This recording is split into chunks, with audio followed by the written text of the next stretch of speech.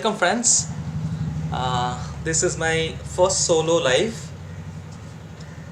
and today we are going to see something on psychology. First of all, let me know if the video and audio, everything is in order, everything is working fine. Yeah, perfect, on time. Thank you, Gaurang. That's one thing I try to maintain. So we'll be discussing something about psychology in chess. Often it happens that nowadays, when we see particular games, we immediately turn on the engine and we look what computer is saying. But many times it has got no connection, whatever the engine is suggesting and whatever is going on in player's mind, not necessarily there are a lot of connection. So I'm going to show few positions and games, either from my own game or few games that I witnessed live and saw the psychological battle. So let's move on to the chess part. I am also very excited, I have never done a solo show before.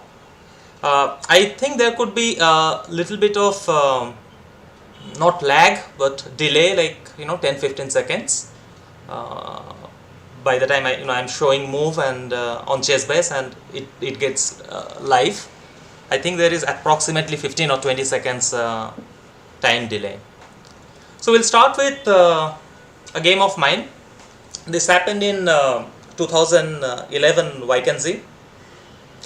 I was playing in B group and it was very tough filled. My rating was back then 2654, and out of 14 players I was 11th seed.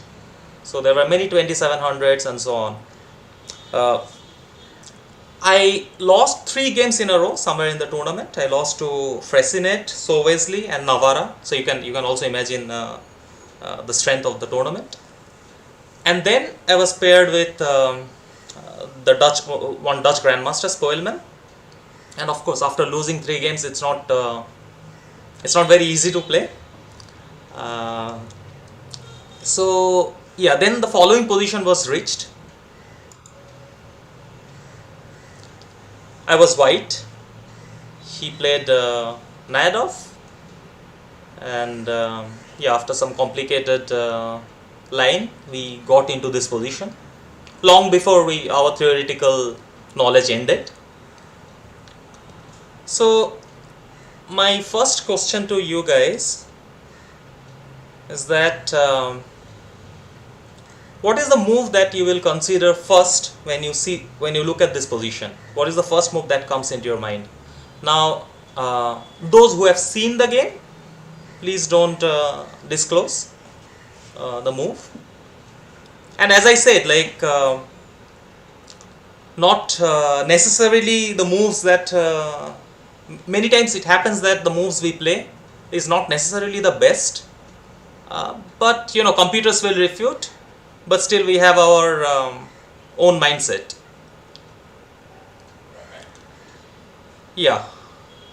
White to move. So you have knight d5. Absolutely. Rook g7 with the idea of knight d5. That's actually very good, because these are the first move that came to my mind also. I think this is the most obvious way of thinking, because you look at the position and you see that this is the square. So you start either with rook g7 or you start with knight d5. I thought of starting with rook g7. It did not really work because it takes knight d5, knight d7, and I didn't see a way to break through. But knight d5 was definitely the move that that came to my mind, and this is the move that I wanted to play. So 2 things. First of all, what happens for, let's say, knight e4? Here the line was pretty simple. It take, and queen takes e4, and it's devastating. My main problem in this position was that after knight d5, black can play rook g8. So once again, after rook g8, what is the first move that you will calculate in this position?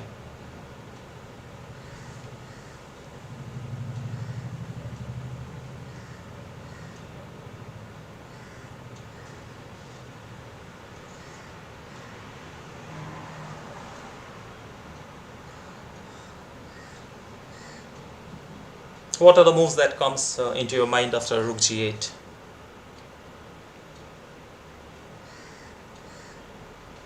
Bishop c4, interesting. Okay.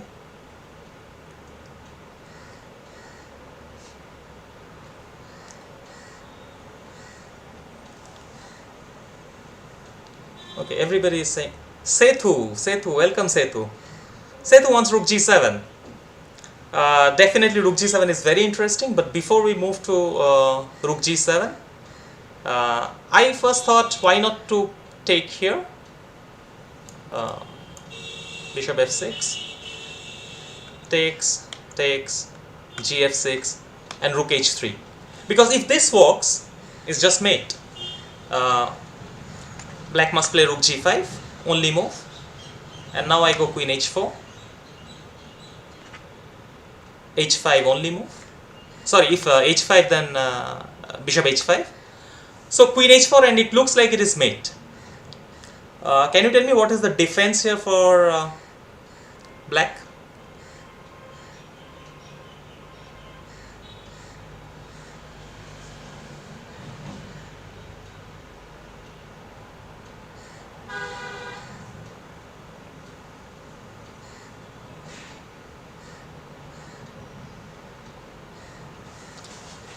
Yeah, so after queen h4, I'm waiting because I know the live is a little bit like, Suyok says rook g2.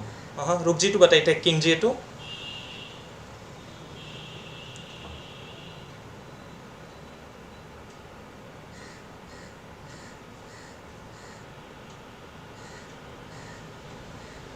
Yeah, give the full variation. King g8 is queen h6. And if rook g2 here, then I take king g2. The thing is, Irfan Moti got it right first. Yeah, the point is rook g2, king g2, and surprisingly queen d2. And this queen defends the pawn, and now suddenly it is not clear who is better anymore. So, and everything changes. So basically, this whole idea of bishop f6 did not work. Coming back to Sethu, Sethu suggested also a very interesting move, which is what I initially thought is winning. That is rook takes g7. This is what I wanted to play. Now two things, he can either take with the king or take with the queen. So if he takes with the king,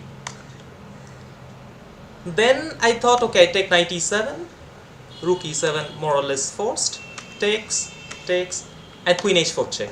And it's very interesting that some way or other black is losing, like king g7 runs into f6 and rook g5 runs into queen h6. This felt clean,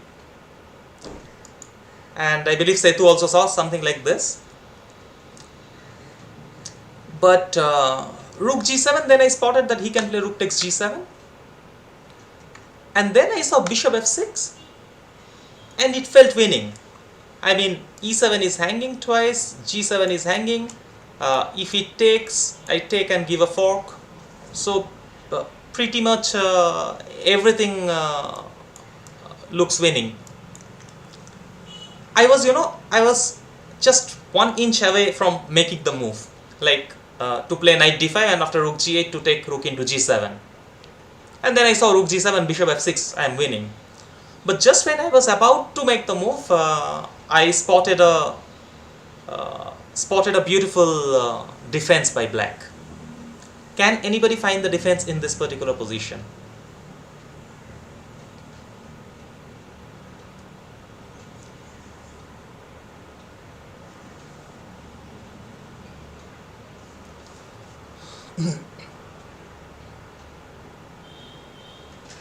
Or let me rephrase it.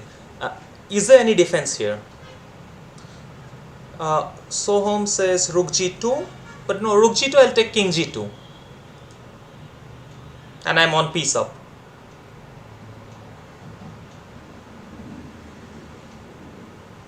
Bishop f8 is interesting,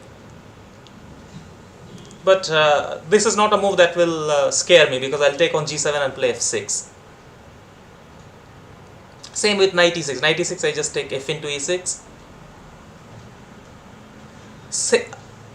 Okay, knight d3 Setu says, but this is what I saw, but knight d3 actually does not work. Knight d3, it does not work only because queen e4. And still it's winning.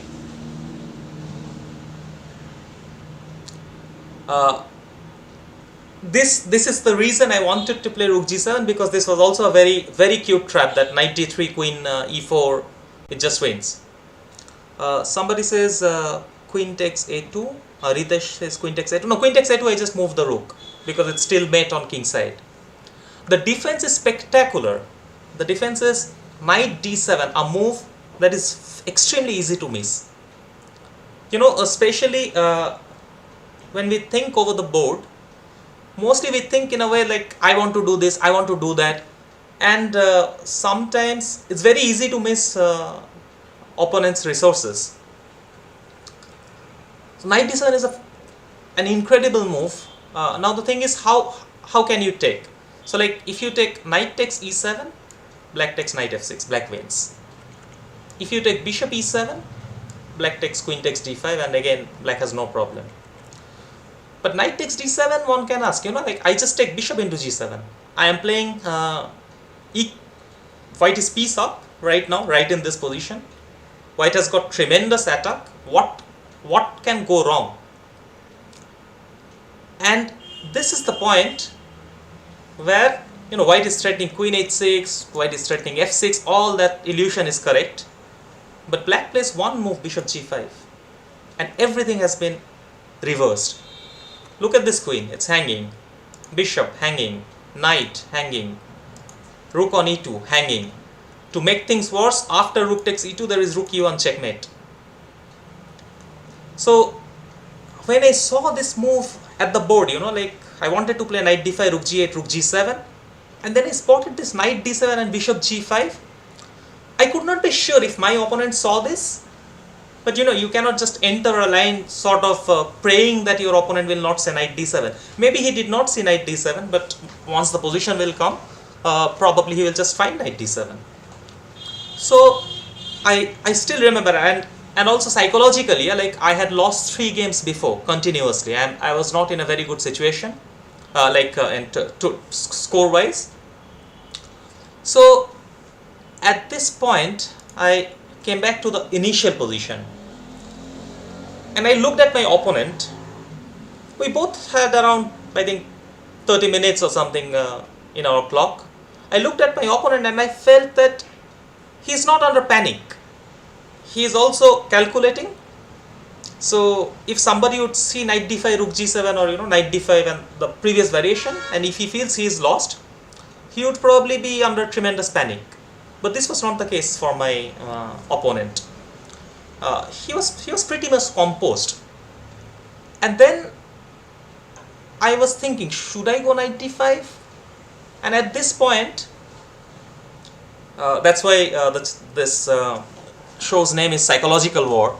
At this point, I realized that if I was black, what I would be expecting, you know, with all these pieces here, I am pretty sure, you know, black is constantly thinking how white can attack, which is perfectly sensible. And suddenly I asked a question,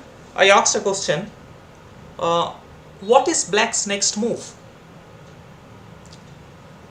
So let's see, this knight is perfectly placed, he's not going to move it. If you look at this knight, this is also perfectly placed.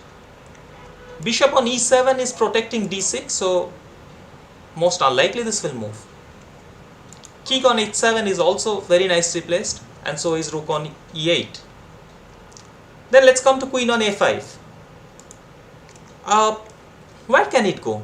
It doesn't, most unlikely it will go to c7, because then knight d5 comes with a tempo. So queen is also ideally placed. So if you look at the highlighted pieces, then I asked myself, what does black want? Maybe if I was black, maybe I would have played rook b8. Rook g8. But then if he plays rook g8, then I can play bishop c4 and f7 is attacked. So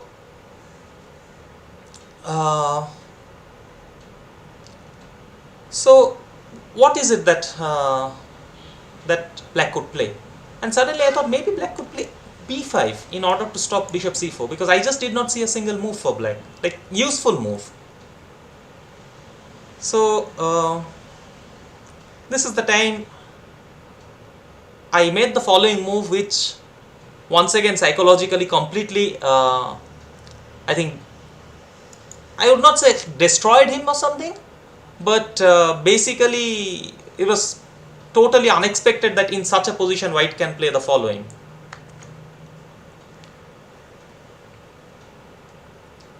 And now if you look at this position and ask what black is going to play, it's not an easy thing to do. Of course, if you have your engine on, then the computer will laugh at a4. I mean, it will find its own refutation. I'll also show what is the refutation. But you get the point, right? Like when two players are playing over the board, it doesn't really matter what computers are saying. So sometimes this reverse thinking helps, that what my opponent is expecting me to do. And of course, one needs to improve the calculation. Yeah, so what are you asking? How do you know if your opponent is nervous or not? What is the definition of psychological? Well, I think basically when you play loads of tournaments and every day you are seeing how how players are thinking and so on, so you sort of get a vibe that if a player is under panic or not, and if he is nervous or not, you somehow sense it. I think it comes with experience, but more or less you kind of sense it. So yeah, when I played a4, my opponent was completely shocked here, and he played bishop d8. Let me tell what is the computer refutation, which is very difficult to find. Computer says d5, just to show that why a4 is not the best move in the position. Computer says d5. During the game I was not scared about d5, because I thought it's the same line. I take knight into d5 and I just get one extra pawn. But this is where the Silicon Minds engine comes into play. So yeah, Saikat, you are asking, is it good idea to make decision based on opponent's feeling?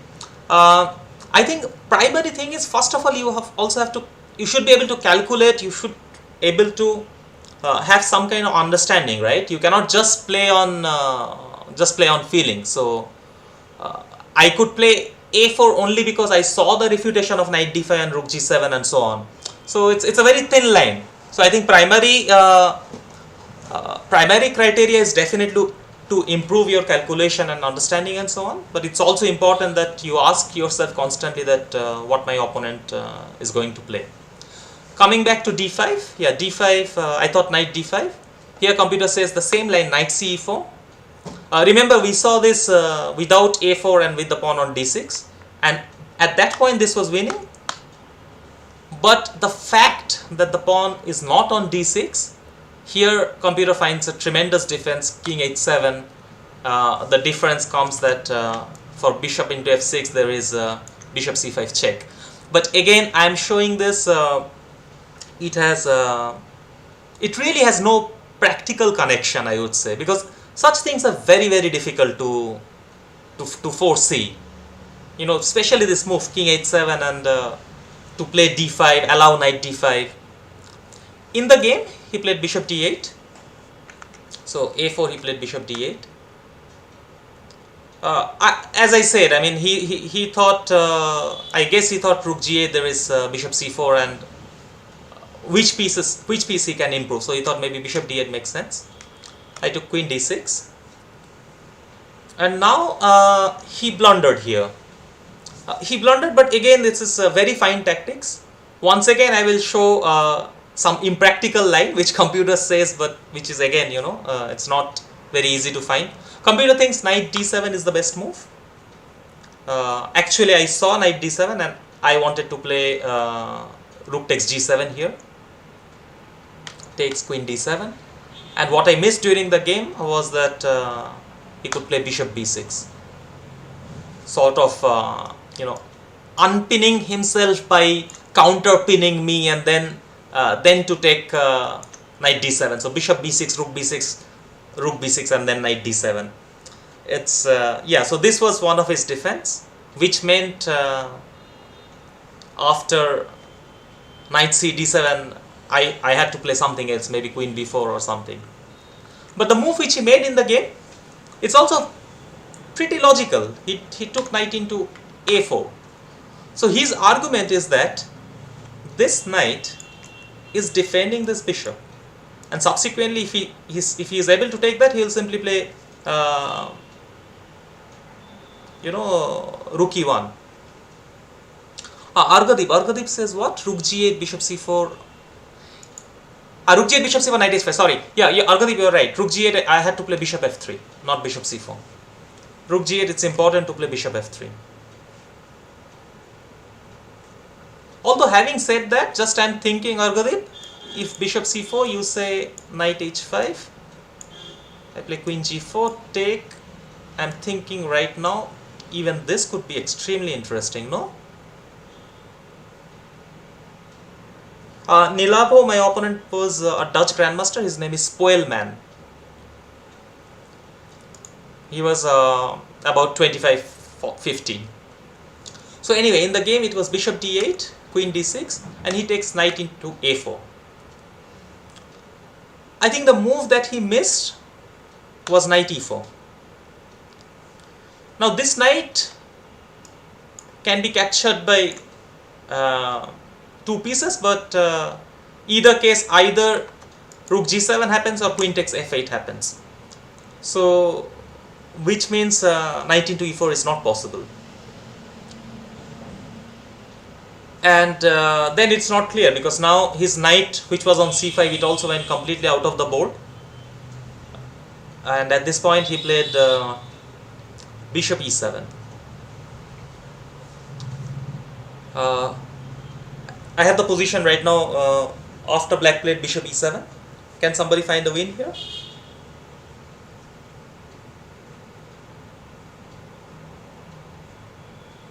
Well, my ELO rating, Ritayan, was 2651 at this point.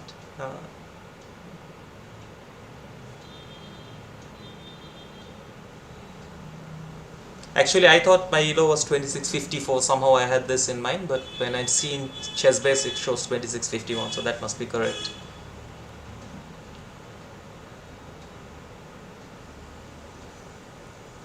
So,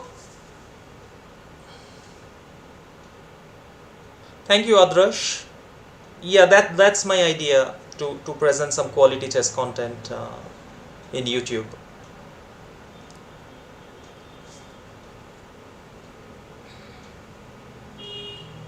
No, Irfan, I have almost never done this. That I have never done, like, not playing the best move because of the body language. No. All right, so yeah, in the game I took bishop takes f6. He saw this and he thought this is a draw. Bishop into d6. And the thing is, this is not a draw, because check, king h8. There is one resource which forces the mate, but which forces checkmate. Otherwise, this would have been a draw. So the last phase of the game. Yeah, who found this? Saikat. Yeah, Saikat, you were right. No, sorry, no, Saikat, not in that position.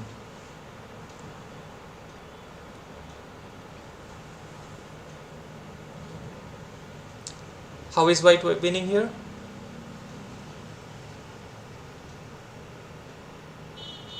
Yeah, Rita, and so I think ideally the mindset should be something like this. Yeah, it should not matter if you are playing, an unrated player or Magnus Carlsen.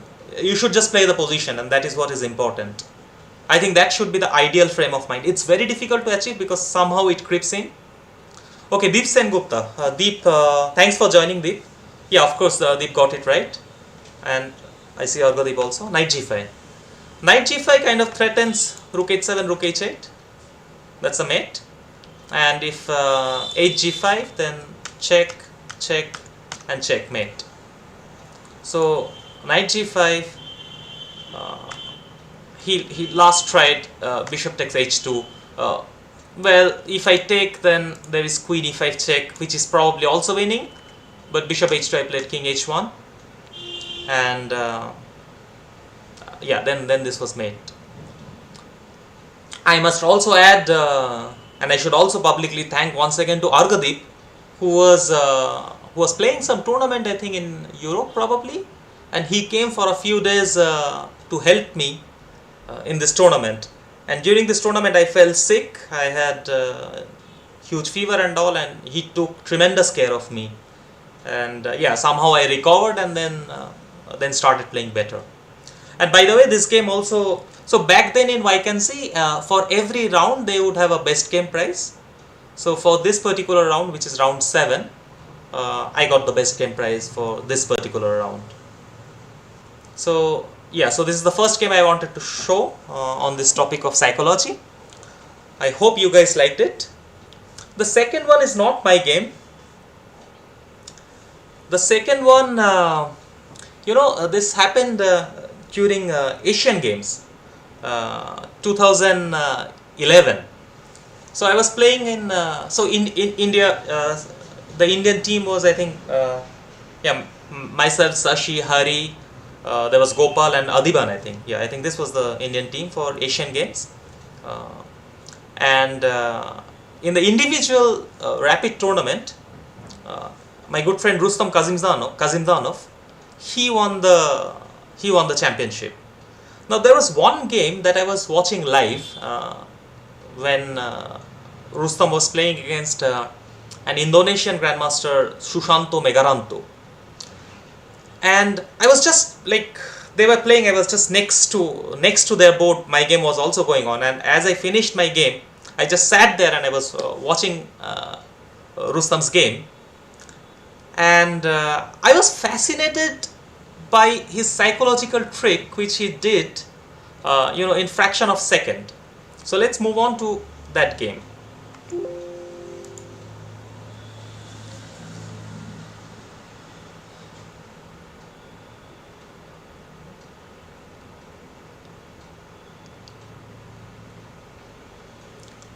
So this was the position, and Rustam was white.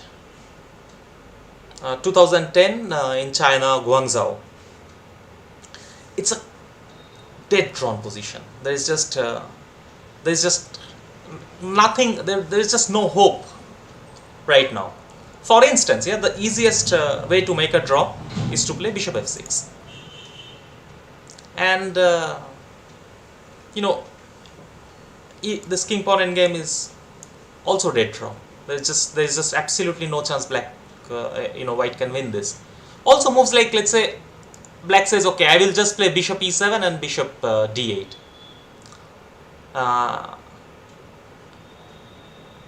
Yeah, I see somebody says bishop g7. Yeah, bishop g7, he'll take, and after king e6, he will always be on time.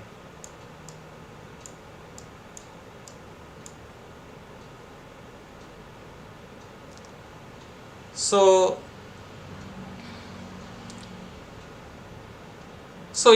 this sacrifice does not work, and if you try to play g5, it turned out that even this king pawn endgame is a draw. Even this is a draw. there is just no way. Uh, if sometimes this pawn is changed after h6, even if black puts his king all the way to b7, it's still a draw. So basically, there is no way black can lose this. So I was wondering,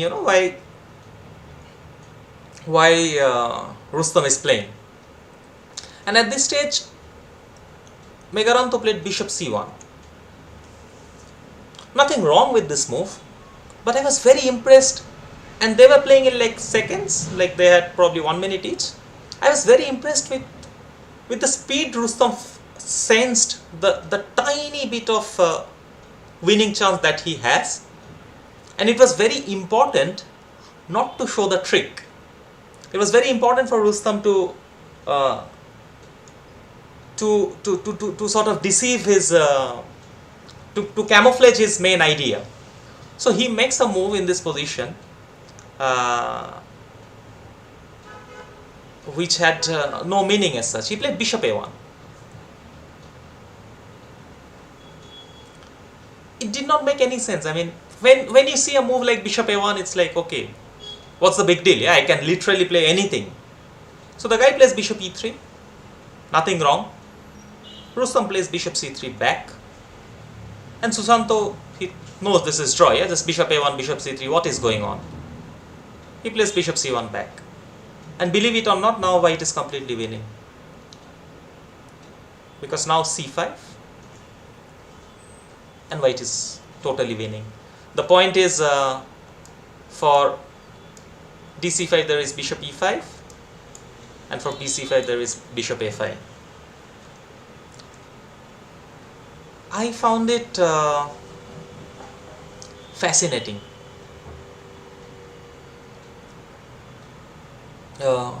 Yeah, I see a lot of people are saying bishop g7. Guys, bishop g7 is the same thing. Yeah, like once you take bishop g7, you will go and take this pawn, and black will put the bishop on c5, and then nothing happens.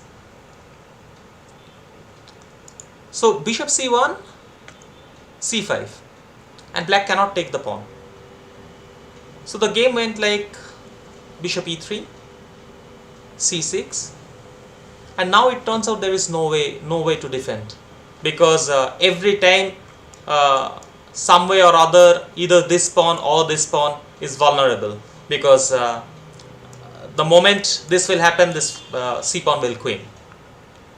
So he played bishop c5, bishop e1, bishop d4, bishop g3, and already we can see that black is, you see the problem is if black plays bishop c5 here, because okay, bishop d6 is threatened, and after bishop c5 already this wins. So he played king e7, check. Now king e8 is more or less forced, because otherwise bishop d8 happens. And white, yeah, so here again bishop b6 is threatened, and white won this game. So later I asked, immediately when the game finished, I spoke with Rustam, and he told me a very interesting thing, that as soon as the guy played bishop c1, he realized that there is this bishop e3 bishop c3 idea in order to play c5, but he didn't want to play it here. He didn't want this to come as a threat, and also this only works with the bishop on c1. Like imagine if there is if he had played bishop c3 in this position, and black plays bishop g5, still c5 will not work, because takes bishop a5, there is bishop d8. So it was very important that he plays this kind of meaningless move, bishop a1, and such a beautiful trick. So I thought this is kind of a kind of nice psychological trick that he did with seconds on his clock. One more game. This also I saw live. This happened in Spanish League somewhere in 2014. So our team, there were few Spanish grandmasters, and top board Hari Krishna was playing, and then there was Adiban and myself. So I think I drew with Ivan Sokolov, and Adiban won his game. And the results was in such a way that Hari Krishna's game on top board was extremely important, that he must make a draw in order to level the match. I think otherwise we were losing. And he was playing against the French Grandmaster Etienne Baccarat, and the following position was reached. This is white to play. I also want to show you, like how mistakes can happen at the very highest level. The rating of these two players when they were playing this particular position, particular game, white was Baccarat, who is 27-29, black is Pentala Hari Krishna, 27-25. Hey Setu, yeah, Setu guessed immediately the game against Baccarat. Yeah, this has become an absolute classic among Indian chess player, that after seeing this game, I'm sure if Adiban is here, he would also agree that after seeing this particular game, after witnessing this, how Hari saved this game, there were so many players, like we were like, no, we should never give hope. If a 2700 player is unable to win this position in a classical game, then everything is possible, and we should fight till the end. And to make things worse, myself and Adiban, we realized that there is no hope, because Hari had like 2 minutes left, and Baccarat had like something like 20 minutes in his clock. Literally every single moves win here. I think even if white says pass, still it is winning. So Baccarat played rook a1, threatening rook takes a2. If Hari would have resigned in this position, nobody would have blamed him. Nobody would have asked him, why did you resign in this position? Because it's completely lost. But Hari somehow saw a tremendous trick, and even till today it is very difficult for me to imagine that how could he even think that something like this is possible. So he played king c6, and after the game he told it is this point where he saw the trick. He was not sure, obviously, but he thought, okay, he'll give it a try. Okay guys, what is the easiest way to win here?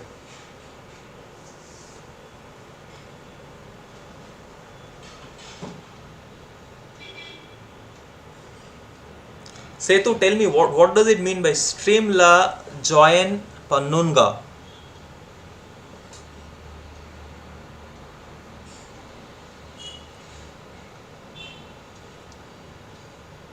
King h7, yeah, king h7 is possible.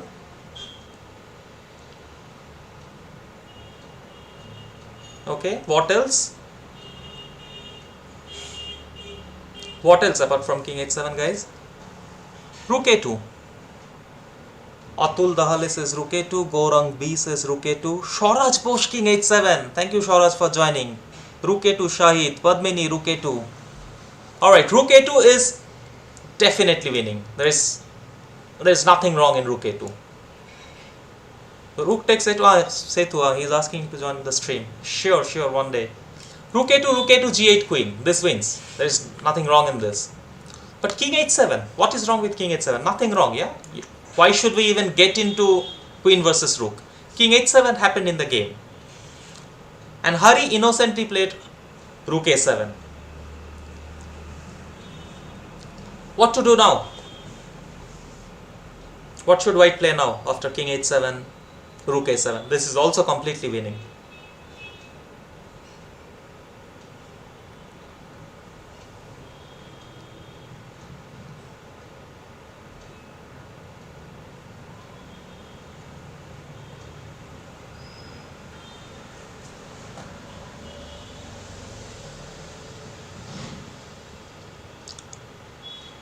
Shrey says king h8, Bitan Chakraborty king h8, everybody says king h8, Gaurang king h8. Yeah, Padmini rook a2, Shahid king h8, Ilam Parthi says rook a2, Rook a2 is correct. Deep, yes, Deep Sengupta is also right. h5 is correct. Everything is winning. Swaraj Bose says king h8. Well, here king g6 wins. Here h5 wins. Here rook takes a2 wins. Here if white makes pass, that also wins. And as Deep pointed out, king h8 is what happened in the game. It looks completely winning. And Hari goes rook a4.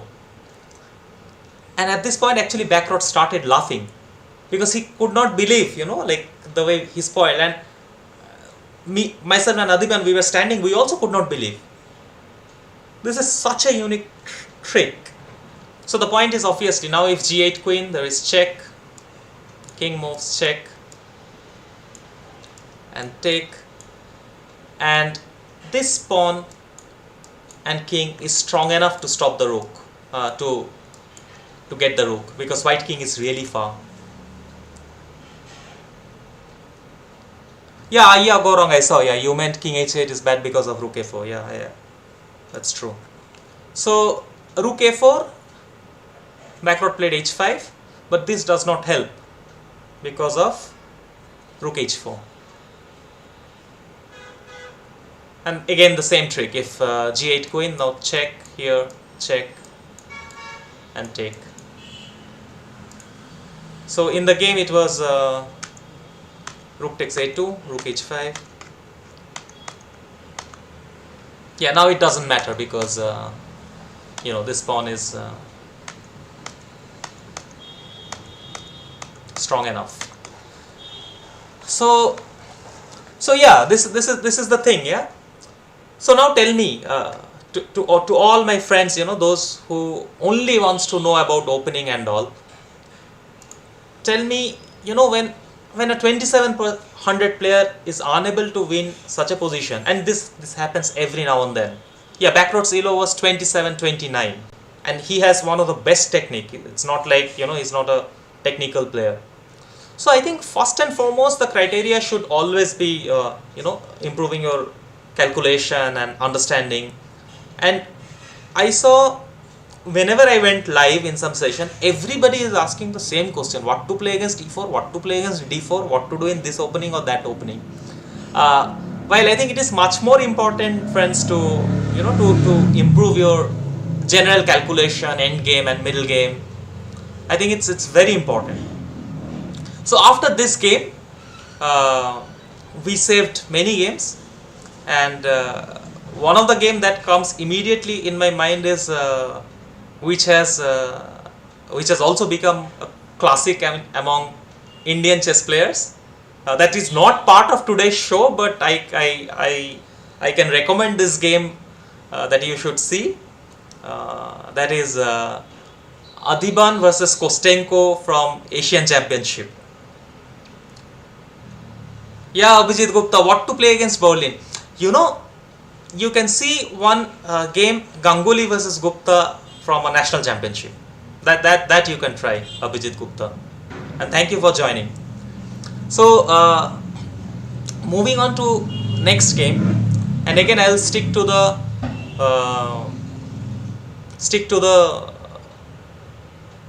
theme of this show, the psychological war. Next game was played in Gibraltar. I was white. This was round 7, and I was playing with 2700 player, Vallejo Pons Francisco. He was 27-29, and yeah, we had the following position. So first thing is, how do you assess the position? What do you think about this position?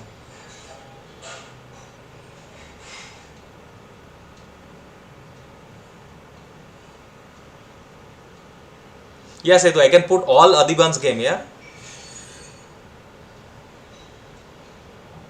But usually, like when I'm playing team championship, I try not to look at Adiban's board, because half of his games he will be losing, but he has this tremendous tricks up his sleeves. and if you look at his position in a team championship, you might ruin your own position, because he will anyway swindle. He is a beast, so he will swindle while you can ruin your own position. So when Adiban is playing, best thing is just block yourself, don't look at his position, play your own game. Yeah, Goody man, I have no idea what is this OP thing. Yeah, people keep writing OP. I don't even understand. I mean, if they want to show respect, they can just type respect, but they save this 2 seconds of their life by not typing, respect or good game or something, but writing OP. I don't know what do they do in this extra 3 seconds of their life. Anyways, yeah, so Ilampati says plus equal. I am here. Actually, to be honest, during the game, I also felt my position is slightly better, but in reality, it is not the case. So, yeah, I know it is overpowered, man. I'm just saying you guys can write something else apart from overpowered also, no? Yeah, GG, OP, all these things. So in sometimes birthday wish, I will get HBD. And I'm like, okay, you took your time and wished me, and you saved like 2 seconds of your life, but by not typing happy birthday. New world, yeah. So anyways, friends, let's get back to the position. So this position, I somehow wanted to, I had an idea of trying to achieve the following. This is what I wanted to get in long term. But I had two issues here. I didn't want to start with e5. I didn't want to start with e5 for two reasons. That one is his queen is on d8, and his queen is not far. And second is I did not like this happening. This knight b6, knight d5. So I didn't want to start with e5. Now if I don't play e5, then I'm in a way discouraging knight b6 because there is no knight d5. Although still he can play knight b6 to come to c4. But okay, then I can play bishop c5 or bishop b4. But I felt that there is a possibility he could also play next move. He could play queen b6, and then I wanted to play e5 and followed by my idea. So here again I did the psychological thing. So I was thinking, should I wait for queen b6? But now how to wait? I don't want to play rook d2 because then I'm not sure about this queen a5 kind of move. I thought of rook e1, but again I'm not sure if someday I'm planning this kind of attack. Do I need my rook on e1? Probably not. So I wanted to provoke him to play queen b6. And as somebody asked just few minutes before, if I have ever played a move, perfectly knowing that it might not be the best move, but from a psychological point of view, this could be an example. But I also thought that it's a very reasonable move. So I want to play h4, h5 in future, but I want to provoke him to play let's say queen b6 or something, and also give an impression that I don't want to play h4. So from that point of view, here I played h3. So it gives a clear direction that yeah, Deep, exactly, h3 is most provoking. So no, king h1 will Shogoto, king h1 will immediately give it away. That also king h1, if you play king h1, you don't want to probably play h4. So I played h3, and when I played h3, I think it is clearly showing that I don't want to play h4 next, but this is what actually I want to do. I want him to make some kind of concession. So I know there are many Grunfeld players here, like I'm pretty sure somebody like Bayu or Abhijit Gupta or Deep would probably unlash f5 here. It's a very strong move, but in the game he played queen b6, which is also perfectly normal. And now I played e5, target achieved. Now that he played queen b6, there is no knight b6, knight d5, and I have my threat. This game is very, very interesting the way it unfolded. So he played, he took bishop f3. I'm thinking why he took immediately. Maybe he could have waited one move, but then it's also very difficult to suggest what he should have played. So he played bishop f3, queen f3, and now he plays bishop f8. So I took, and he takes with knight. Well, knight, because he is also, by now I think he is also anticipating that such attack could come, and knight f8 of course makes perfect sense. Now next move he wants to play rook d8. So rook d8 is a clear threat. And yeah, Pranav, as I said, after h3 either knight b6 or f5 is was a better move. But there is nothing wrong, guys. There is absolutely nothing wrong with the current position for black either. So I played bishop e4 here, in a way stopping rook d8, because if rook d8 I'll play d5. And now he stops me from playing d5 by protecting this pawn. So he plays rook c7. So that after d5, e d5, bishop d5, the e5 pawn is hanging. So now I felt that I should go for this, but there was no harm in playing rook d3, because eventually when I play h5, h4, I would need this rook somewhere. Yeah, I would probably need this rook. So I started with rook d3. He played b4. Oops, sorry, he played b4. I played h4. Now I have a very direct threat, h5, and yeah, then it would be very annoying after h5 and maybe queen f4. So he played h5, g4 obviously. Now I'm completely ready. So he takes, take, and he made the most sensible move here, rook c3. Obviously he would not like my rook to come to h3 or g3, so it makes a lot of sense to change this rook. Here I saw a trick and I miscalculated. So I thought I could play rook d1, which is what I played in the game. He played rook d3, and rook d8. This is what I was expecting, because this is the most obvious thing to do. You immediately put pressure on d4. And my original idea when I played rook fd1 was that after takes, when he plays rook d8, I wanted to play queen g5. Now can somebody tell me what is the point of queen g5 and how should black play here?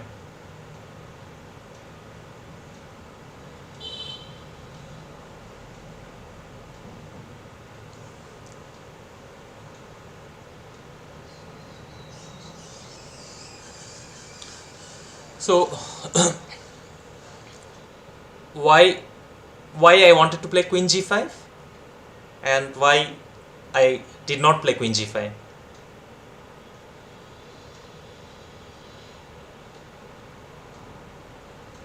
No, rook g3, h4. Rook g3 is rook takes d4. Yeah, Padmini, you are right. Rook d4, queen e3.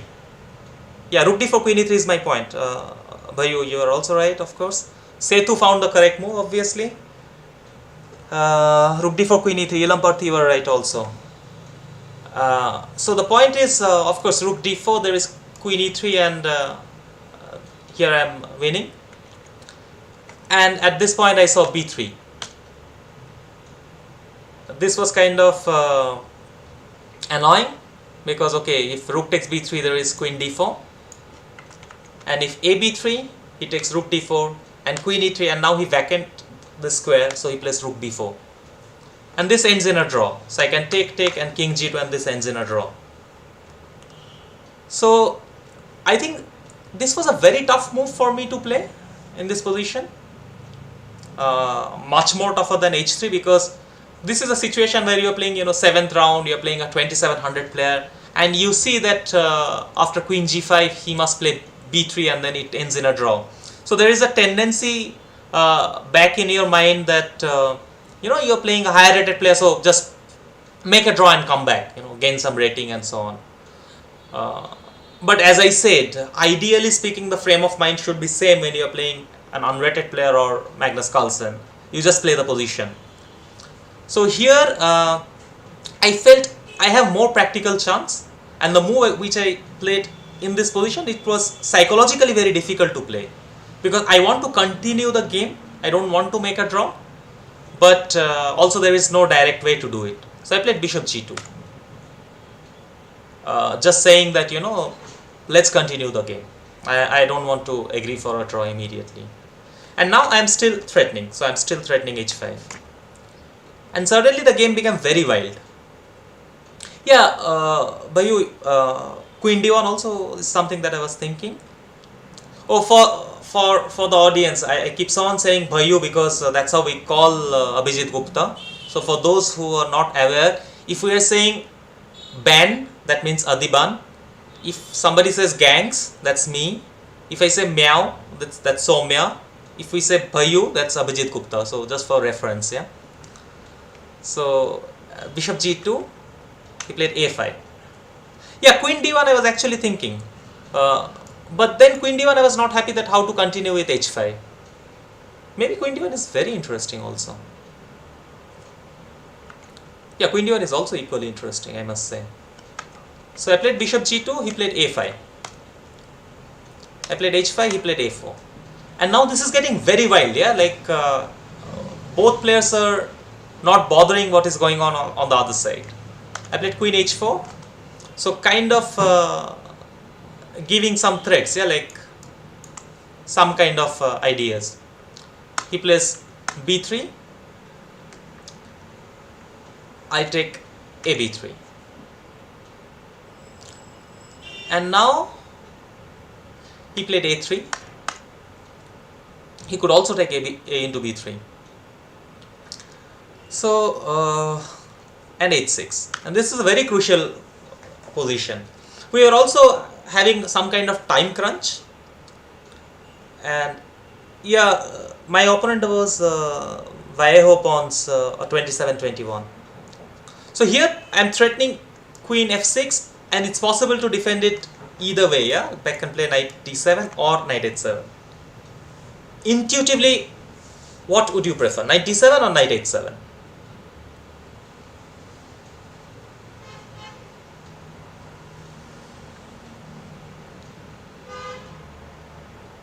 Viraj Pandit says knight h7, okay.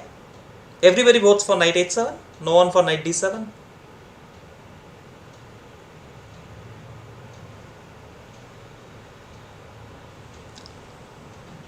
Knight h7. Shrey says knight d7, d7. Niklesh says knight h7. It's mixed, yeah. Knight h7 was definitely safe. So, yeah, he had to play knight h7. Okay, knight h7, Shahid says knight d7. Alright, so here is the thing. Knight d7 happened in the game. Now, tell me how to stop black had he played knight h7. What is white's defense here?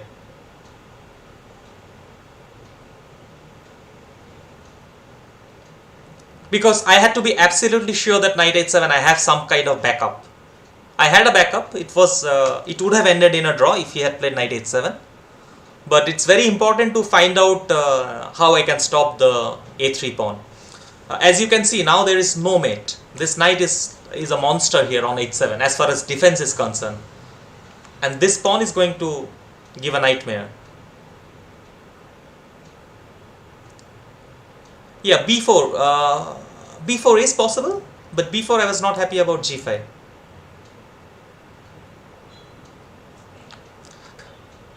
There's a very nice way to get the pawn. Yeah, Ilampathy got it right. Yeah, queen e7. This was my backup trick. Because now, okay, there is no rook a8, obviously it's controlled. And after a2, I have queen a3. Yeah, Soham, you are also right. And then rook takes d4. Takes, I take, and this was a draw. I would have, had to accept the perpetual. But that did not happen in the game. In the game, he played knight d7. and he missed. Yeah, here d5 is also possible, but much stronger is bishop c6. So now I want to take on d7 and play queen f6. He plays a2.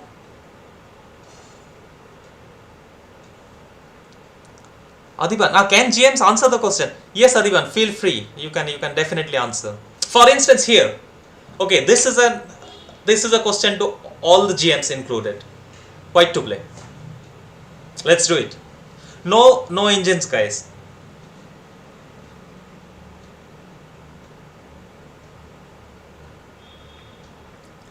White to play.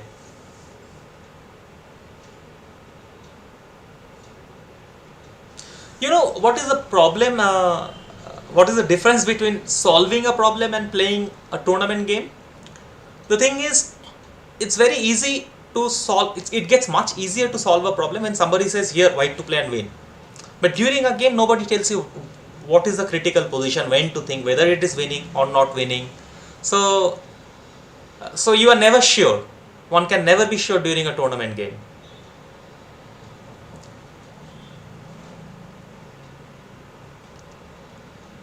So everybody says bishop d7. Bishop d7, there is a1 queen. Arisha Das says rook d1. Rook d1 happened in the game. What happened to all my fellow grandmasters? Give the solution, come on.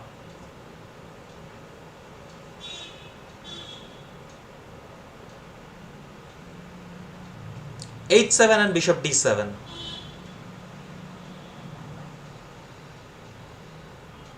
Yeah, hang on, first of all I want to, so h7, okay, let's say I play this, bishop d7, queen here.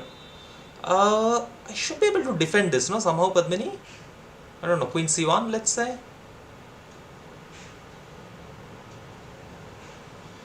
Also h7, Padmini, I can play king g7.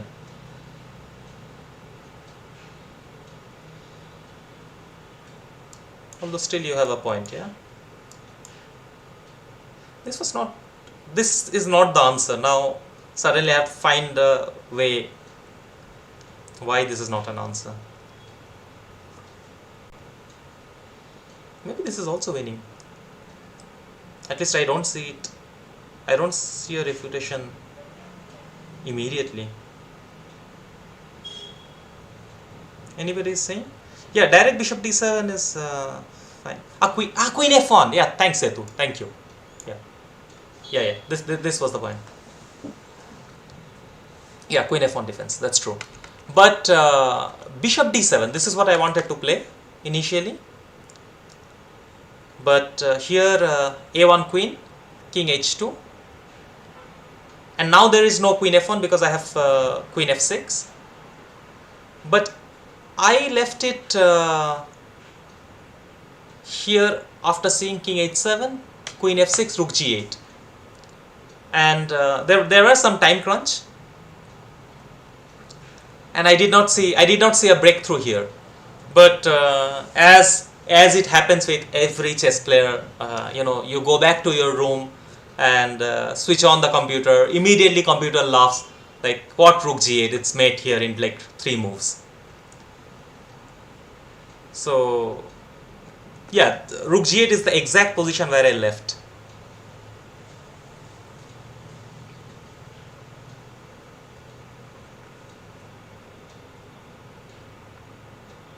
So what is the win here after rook g8?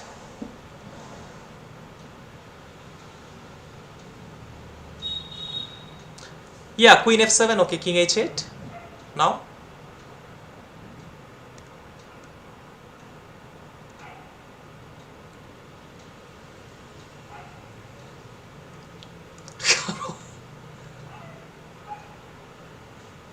Yeah, that's what I thought, it's a draw.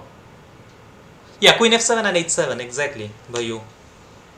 This is what I missed in my calculation, that I have this h7 and I can open the file by sacrificing the pawn. So like after h7, it doesn't matter where he goes, and then I give check, force him to take, and then there is mate. I missed this, and there was a time crunch, so I played the other move which some of you suggested. I played rook d1, controlling a1 queen. And now again I'm threatening the same. So I'm threatening this and this. He played king h7, bishop d7, threatening queen f6. He takes queen takes b3, rook f1, and he made a blunder here. It seems rook a8 was a draw here. This is some kind of computer-like defense that queen f6, king h6 is a draw. Because I think after king g2 there is a1 queen and it controls everything. But rook f1, he made a blunder. He played Subham Rasam says, why didn't black queen take the bishop? Where? Ah, you mean here? No, he couldn't do that, right? Because the d8 was hanging, so he couldn't take the bishop. Yeah. So anyway, king h7, bishop d7, queen b3, rook f1. He played rook d7, which is a perfect move, especially when you are in time pressure. Yeah, you see that there is queen f6, which is what he saw. King takes h6. I play king g2 and queen b1. And in time pressure, it's very easy to assume that this position is a draw, because after all, white does not have enough pieces left. As a matter of fact, this is still a draw, but it gets extremely interesting now. For me, I was very lucky that this was my 40th move. So I remember I was in seconds, and I didn't even think for 1 second, because I know I can always repeat. So I played queen h5 check, and he played king g5. So this brings me back to one of the finest book I have read in recent times, that is Positional Decision Making by Gelfand.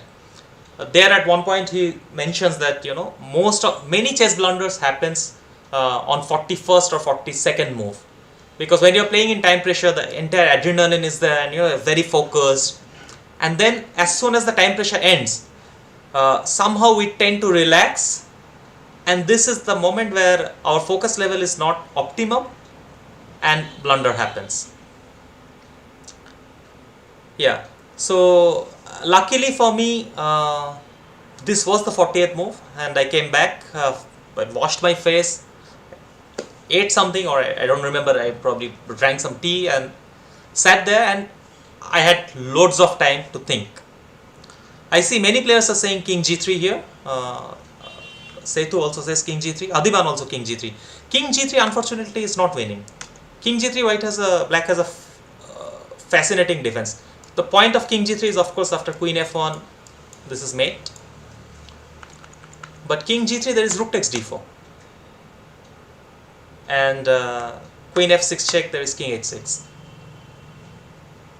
We will reach the similar position, like it's still possible to play like this. But it's a worse version than what I got in the game. Subham, it depends what kind of tournament we are playing. Gibraltar usually is a very long tournament. So I think after 40 move we get additional 50 minutes for another 20 moves. So king g5, I played rook h1. So I am threatening right now queen h4 check and queen f6 mate. And a cute trick in this position is, if black goes queen e4 check, then there is f3, queen f4. It feels like black has defended everything. Very quick question, not more than 5 seconds for this. Find the mate.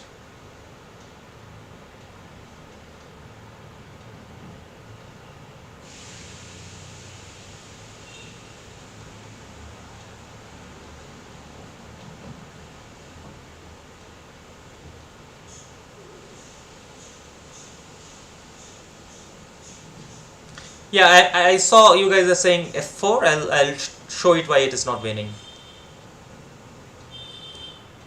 Rook g1, Padmini. No.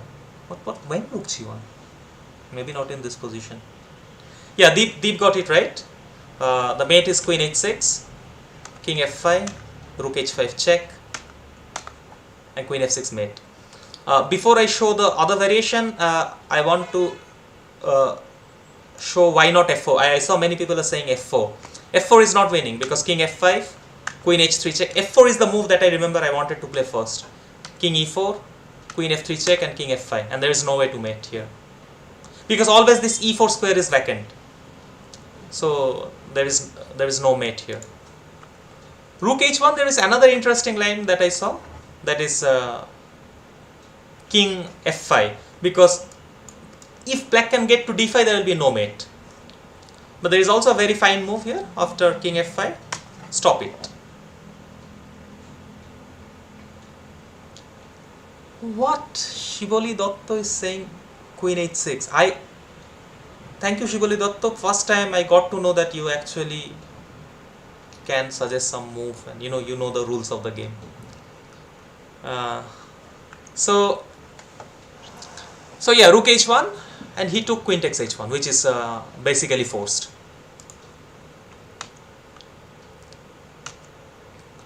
Queen h1, queen takes h1, rook takes d4.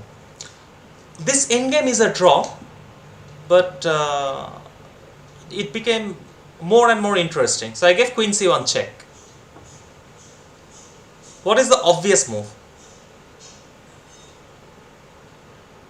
What would you play now?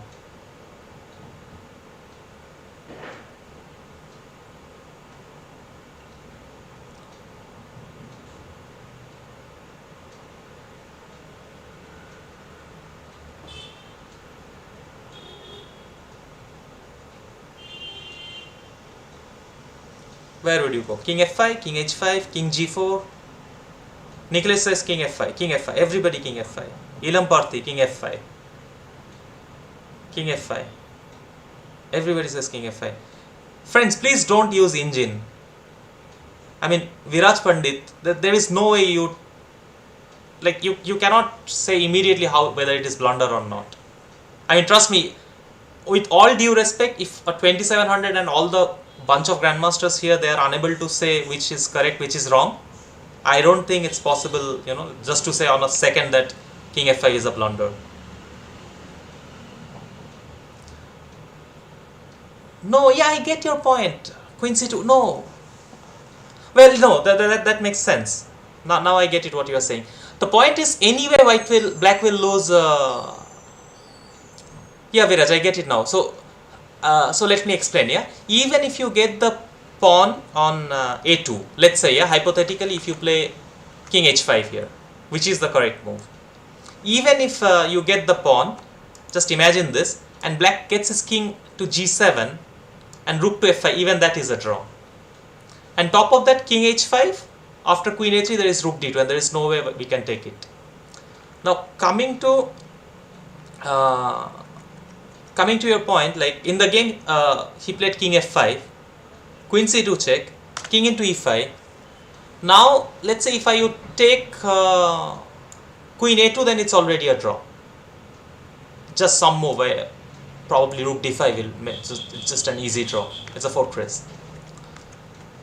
During the game, as I said, like it's impossible to be sure, whether it's winning or not. But later it turned out that this is winning. It's queen b2, the only move to win. And also after the game we could not be sure. We analyzed after the game. We were not sure that if it is actually winning. But it turned out that all black needs in this position, black doesn't need this pawn at all. Black just needs his rook on f5 and it's just over. It's completely over. Yeah, this is winning. This position is, after queen b2, it is winning. The problem is I will always take this pawn with check. g5, yeah, but when g5 happened in the game. Yeah, what else to do also? So g5, I play f3. Actually, king f3 was even simpler. Yeah, there are no fortresses, as Magnus puts it. Yeah. When rook f4? At what point rook f4? I don't see there was. Ah, here rook f4 you mean? Yeah, this rook f4 is possible, but it's the same. No, I'll play king g3, and then you cannot even sack. Yeah, because if you play this now, I can take and I can give a mate here. So that's why not rook f4. So anyway, king f5 here takes queen b2. He played g5 and f3.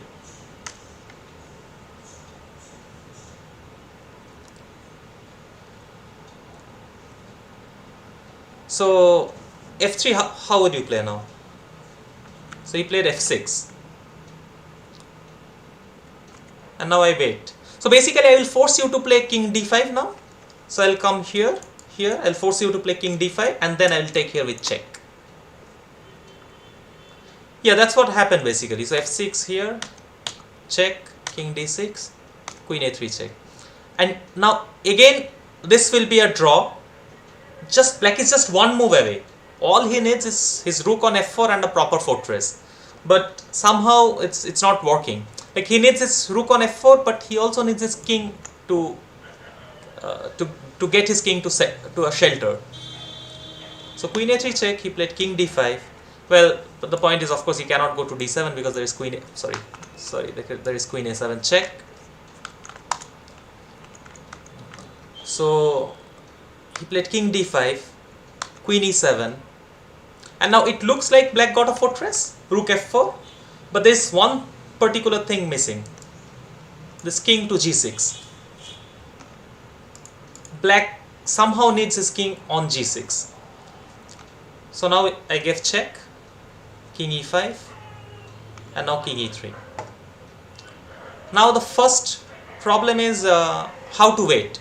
So let's say if you do rook h4 and rook f4, if you wait this way, then it is immediate mate. Like rook h4, there is a very cute mate here. Queen c7 check, and let's say if you try to run that way, then there is check and check. It's mate. So he played king f5. Now all black wants is to play king g6. He will not even bother about this pawn anymore. If he can get king g6, king g7, then it will be most likely it will be a draw. But I am not allowing that. King e5 and queen d3. And now again some kind of zugzwang. So he played f5. Yeah, I guess now already the rook. Why he didn't play rook h4 here? Yeah, rook h4 is the same thing. Yeah, I play this check. There is no king d5 because f6 hangs, and for this I have the same mate here. So queen d3, he played f5, played queen d8. Now g5 is hanging, so take. I don't think it's a fortress. There is no way now even black can actually create a fortress. The rest of the game was not important.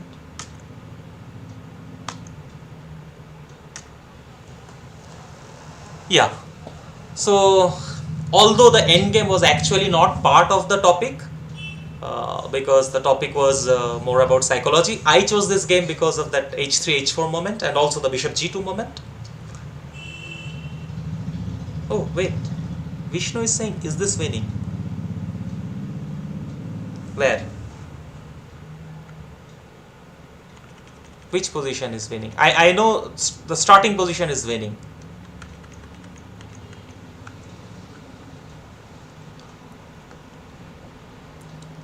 Yeah, like later when I analyzed with computer also it was showing winning, but maybe we can check with a deeper engine and see. But I could not find a fortress at least.